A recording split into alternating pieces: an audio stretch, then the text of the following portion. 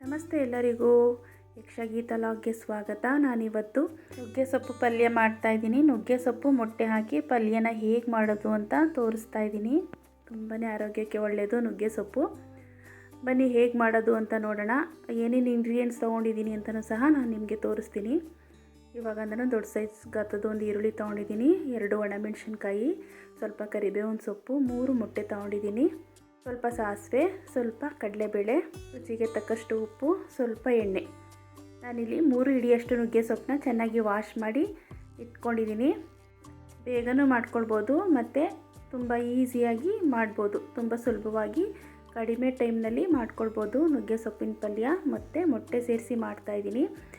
ತುಂಬಾ ಟೇಸ್ಟಿಯಾಗಿರುತ್ತೆ. ನಾನಿಲ್ಲಿ ಮೊದಲಿಗೆ ಒಂದು ಬಾಣಲೆನ ಇಟ್ಟು ಅದಕ್ಕೆ 4ರಿಂದ 5 ಟೇಬಲ್ ಸ್ಪೂನಷ್ಟು ಎಣ್ಣೆ ಹಾಕ್ತಾಯಿದ್ದೀನಿ. ಎಣ್ಣೆ ಸ್ವಲ್ಪ ಬಿಸಿ ಆದಮೇಲೆ ಸ್ವಲ್ಪ ಸಾಸಿವೆ, ಸ್ವಲ್ಪ ಕಡಲೆಬೇಳೆ ಹಾಕಿ ಸ್ವಲ್ಪ ಫ್ರೈ ಮಾಡ್ಕೊಳ್ಳೋಣ. ಆಗ ನಾನು 2 ಒಣಮೆಣಸಿನ್ಕಾಯಿನ ಹಾಕಿದ್ದೀನಿ. ಹಾಗೆಯೇ ಈರುಳ್ಳಿನ ಹಾಕಿ ಚೆನ್ನಾಗಿ ಫ್ರೈ ಮಾಡ್ಕೊಳ್ಳೋಣ. ಸ್ವಲ್ಪ ಉಪ್ಪು ಹಾಕ್ಕೊಂಡು ಫ್ರೈ ಮಾಡಿಕೊಂಡ್ರೆ ಈರುಳ್ಳಿ ಸ್ವಲ್ಪ ಬೇಗ ಬೇಯುತ್ತೆ. ಹಾಗಾಗಿ ಸ್ವಲ್ಪ ಉಪ್ಪು ಕೂಡ ಹಾಕ್ತಾಯಿದ್ದೀನಿ. ಇವಾಗ ಸ್ವಲ್ಪ ಕರಿಬೇವಿನ ಸೊಪ್ಪು ಹಾಕ್ತಾಯಿದ್ದೀನಿ. ಯಾವಾಗಲೂ ಸೊಪ್ಪಿನ ಪಲ್ಯಗಳಿಗೆ ಒಣಮೆಣಸಿನ್ಕಾಯಿನೇ ಹಾಕಿದ್ರೆ ತುಂಬಾ ಚೆನ್ನಾಗಿರುತ್ತೆ, ಟೇಸ್ಟಾಗೂ ಕೂಡ ಇರುತ್ತೆ. ಇವಾಗ ಇದನ್ನು ಚೆನ್ನಾಗಿ ಫ್ರೈ ಮಾಡ್ಕೊಳ್ಳೋಣ.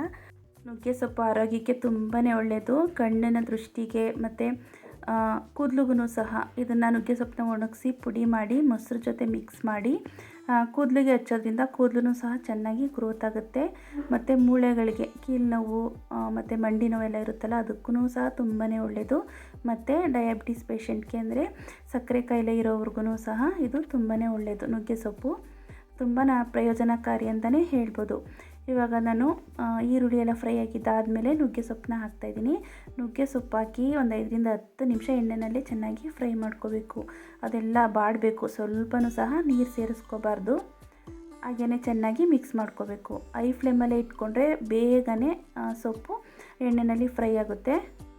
ಸಾಮಾನ್ಯವಾಗಿ ಹಳ್ಳಿಗಳ ಕಡೆ ಎಲ್ಲರ ಮನೆಯಿಂದಗಡೆಯೂ ಸಹ ಈ ನುಗ್ಗೆ ಸೊಪ್ಪಿನ ಮರನ ಬೆಳೆಸಿರ್ತಾರೆ. ಸಿಟಿಗಳಲ್ಲಿ ಸ್ವಲ್ಪ ಸಿಗೋದು ಕಷ್ಟ. ಅಂದರೆ ಮನೆ ಅಕ್ಕಪಕ್ಕ ಸ್ಪೇಸ್ ಇದ್ದರೆ ಬೆಳೆಸಿರ್ತಾರೆ, ಇಲ್ಲ ಅಂದರೆ ಸ್ವಲ್ಪ ಸಿಗೋದು ಕಷ್ಟ. ಎಲ್ಲ ಥರ ಸೊಪ್ಪು ಸಿಗುತ್ತೆ, ಆದರೆ ನುಗ್ಗೆ ಸೊಪ್ಪು ಸಿಗೋದು ಕಷ್ಟ. ಮಾರ್ಕೆಟ್ಗಳಲ್ಲೂ ಅಷ್ಟೇ ಅಪರೂಪ ಸಿಗೋದು ನುಗ್ಗೆ ಸೊಪ್ಪುಗಳು.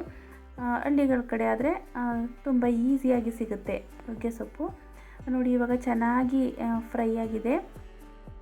ಸ್ವಲ್ಪನೂ ಸಹ ನೀರು ಸೇರಿಸಿಲ್ಲ, ನಾನು ಎಣ್ಣೆನಲ್ಲೇ ಫ್ರೈ ಮಾಡ್ಕೊಂಡಿದ್ದೀನಿ. ಒಂದು 5ರಿಂದ 10 ನಿಮಿಷ ಫ್ರೈ ಮಾಡ್ಕೋಬೇಕು.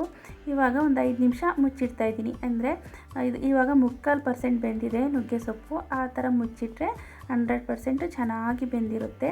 ಈಗ ನಾನು ಸಪ್ರೇಟಾಗಿ ಇನ್ನೊಂದು ಬಾಣಲೆನ ಇಟ್ಟು 4ರಿಂದ 5 ಸ್ಪೂನ್ ಎಣ್ಣೆ ಹಾಕ್ತಾಯಿದ್ದೀನಿ. ಇವಾಗ ನಾನು 3 ಮೊಟ್ಟೆನ ಒಡೆದು ಹಾಕ್ತಾಯಿದ್ದೀನಿ.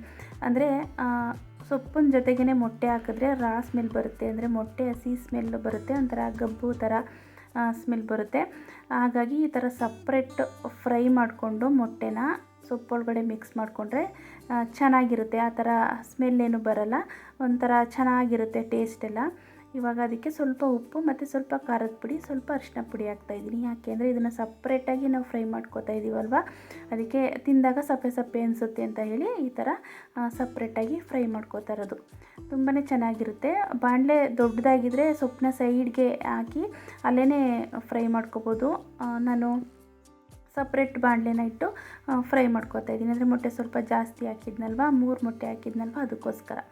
ಇವಾಗ ನೋಡಿ ಈ ಸೊಪ್ಪು ಕೂಡ 100% ಬೆಂದಿದೆ, ಅಂದರೆ ಪೂರ್ತಿಯಾಗಿ ಬೆಂದಿದೆ. ಇವಾಗ ನಾನೇನು ಫ್ರೈ ಮಾಡ್ಕೊಂಡಿದ್ದೀನಿ ಮೊಟ್ಟೆ ಅದನ್ನು ಸೇರಿಸ್ಕೋತೀನಿ.